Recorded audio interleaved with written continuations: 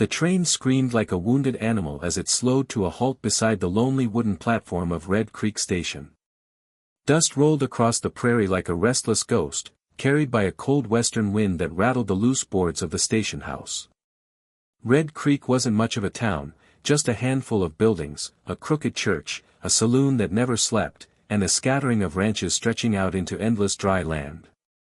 It was the kind of place where people came to start over, or to disappear. From one of the train cars stepped a young woman wearing a plain gray dress and a worn traveling coat. Her name was Clara Whitmore, and though she looked calm on the outside, her hands trembled slightly as she gripped the handle of her small leather suitcase. Inside that suitcase was everything she owned. Everything except her secret. Clara glanced around the dusty platform nervously. The town looked rougher than she expected. Cowboys leaned against posts chewing tobacco, watching her with curious eyes.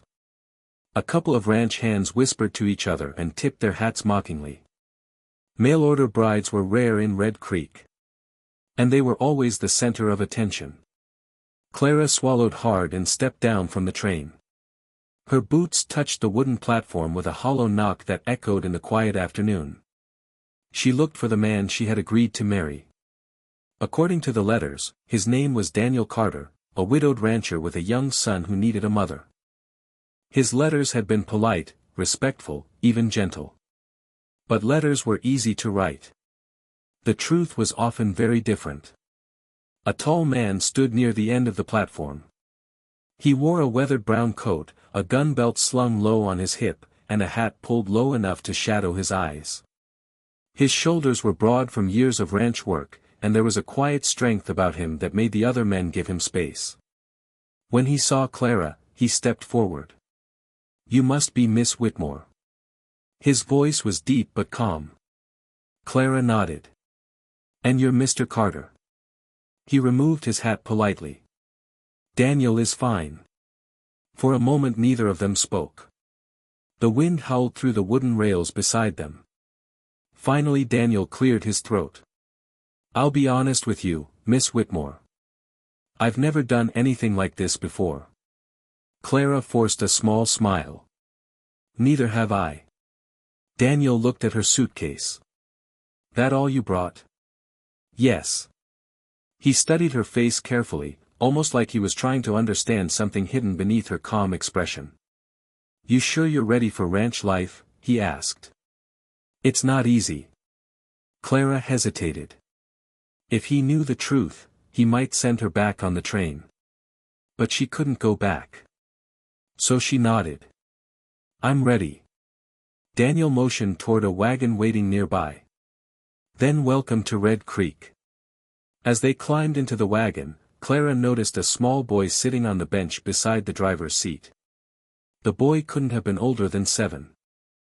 His hair was messy and sun-bleached, and his bright eyes studied Clara with curiosity.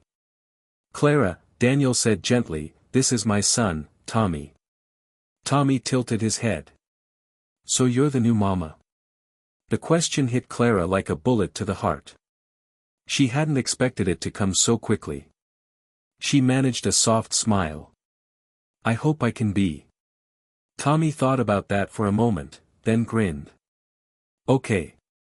The wagon rolled away from the station, leaving behind the curious stares of the town. Red Creek stretched before them like a place forgotten by the world. The saloon doors banged loudly as drunken laughter spilled into the street. Horses stomped impatiently beside hitching posts. A few women watched from the windows of the general store, whispering to each other. Clara kept her eyes down. She wasn't here to make friends. She was here to survive. And to hide the truth. Because Clara Whitmore wasn't just a mail-order bride. She was a trained doctor. Back east, she had studied medicine secretly under a progressive professor who believed women deserved the same knowledge as men.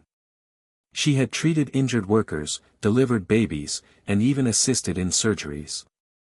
But in towns like Red Creek, people didn't trust women doctors.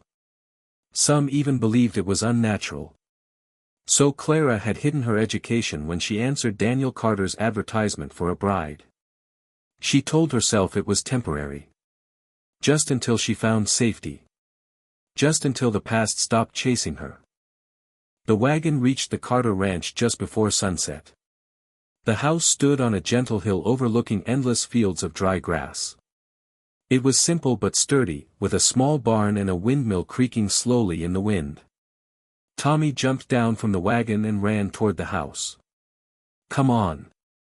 I'll show you everything." Clara followed him inside. The house smelled like wood smoke and fresh bread. It was quiet. Lonely. Daniel leaned against the doorway watching them. "My wife passed 2 years ago," he said quietly. "Tommy hasn't had much company since." Clara looked at the boy racing through the house excitedly. Something softened in her chest.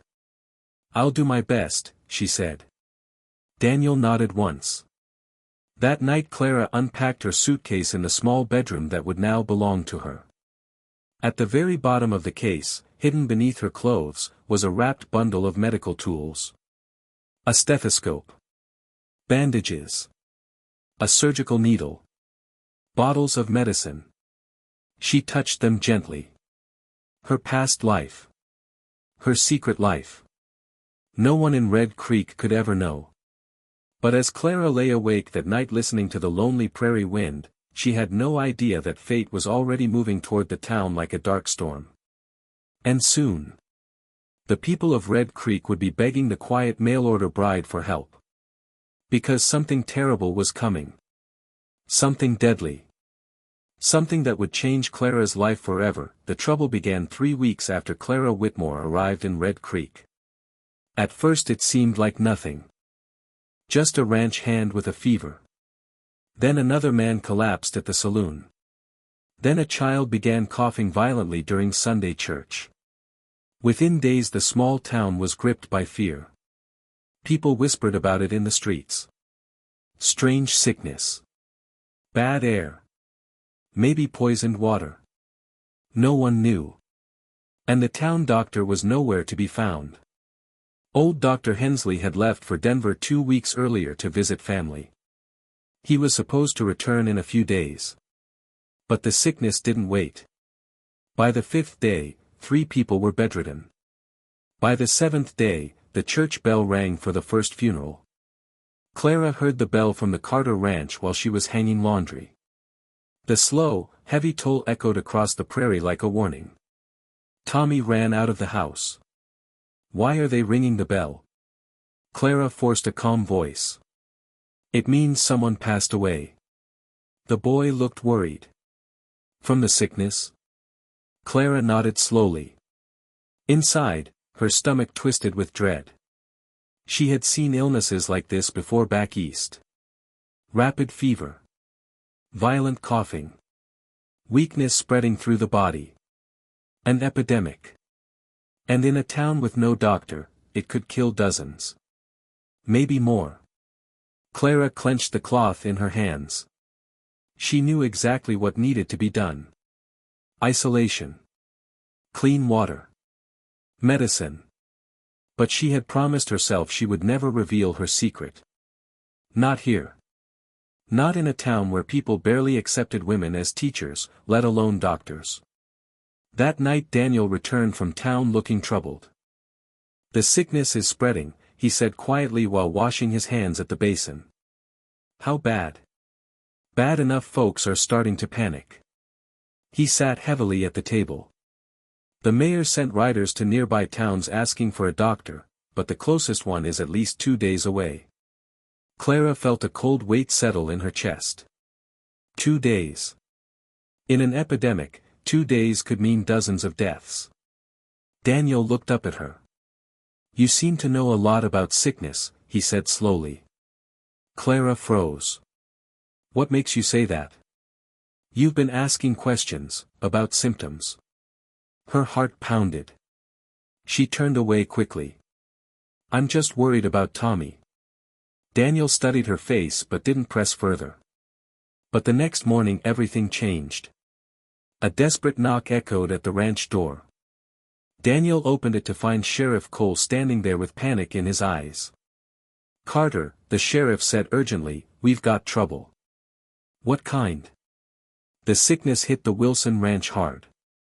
Mrs. Wilson and both kids are burning with fever. Daniel frowned. Why come to me? The sheriff hesitated. Then he looked past Daniel at Clara. Because someone in town said the new bride used to work around doctors back east. Clara's heart stopped. The room went silent.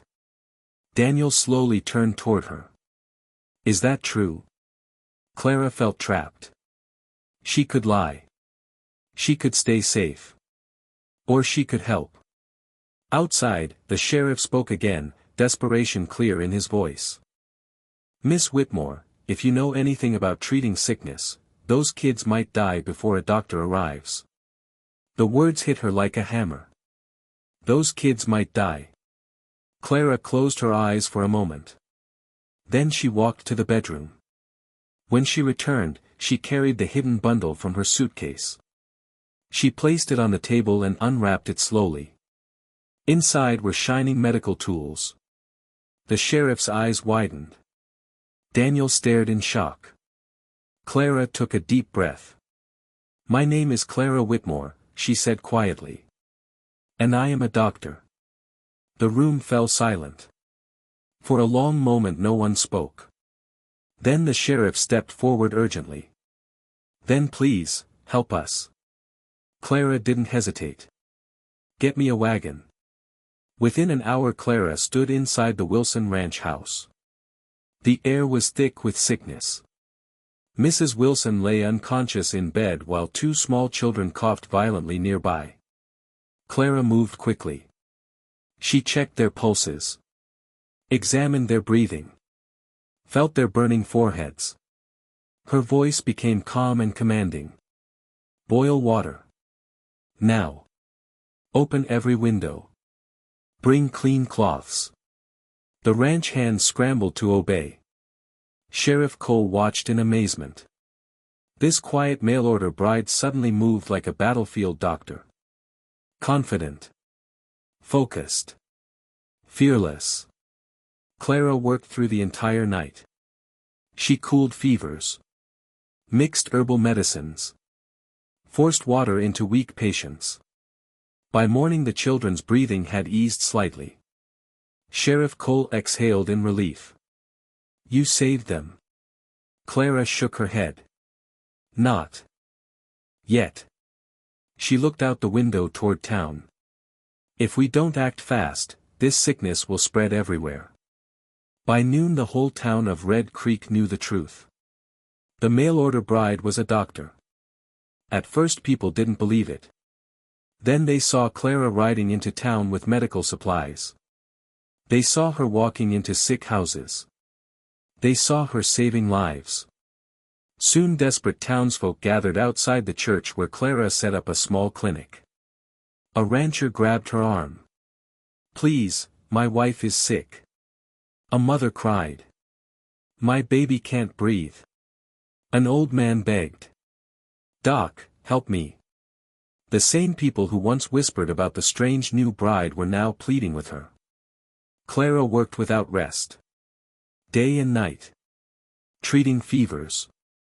Delivering medicine. Teaching families how to stop the sickness from spreading. Daniel watched it all with quiet admiration. One night he found her sitting outside the church, exhausted. You haven't slept in 2 days, he said. Clara rubbed her tired eyes. People are dying. Daniel sat beside her. You saved most of them. She shook her head. Not enough. Daniel looked at her gently. Why did you hide this? Clara stared at the dark prairie. Because most towns don't trust women doctors. Daniel smiled slightly. Well. Red Creek does now. The epidemic slowly faded over the next week. The church bell stopped ringing for funerals. Children returned to playing in the dusty streets. And the town that once doubted Clara now respected her. One evening the mayor gathered everyone in front of the church. Clara stood awkwardly beside Daniel while the townspeople watched. The mayor cleared his throat. Red Creek would have lost half its people without this woman. He looked at Clara proudly. Dr. Clara Whitmore. The crowd erupted into applause. Tommy ran forward and hugged her tightly. My mama saved the whole town. Clara laughed through tears. For the first time since arriving in Red Creek, she felt like she truly belonged. Later that night Daniel stood with her on the porch of the ranch house. You could leave, he said softly. Big cities would pay a doctor like you a fortune. Clara looked out at the peaceful fields. Then at Tommy sleeping inside. Then at Daniel. I think I'll stay, she said. Daniel smiled. Good. And from that day forward, the people of Red Creek never called her the mail-order bride again. They called her something far more important. Doctor. And if you enjoyed this powerful Wild West story, don't forget to subscribe to the channel for more unforgettable tales of courage, love, and survival on the frontier. Because the next story might be even more incredible.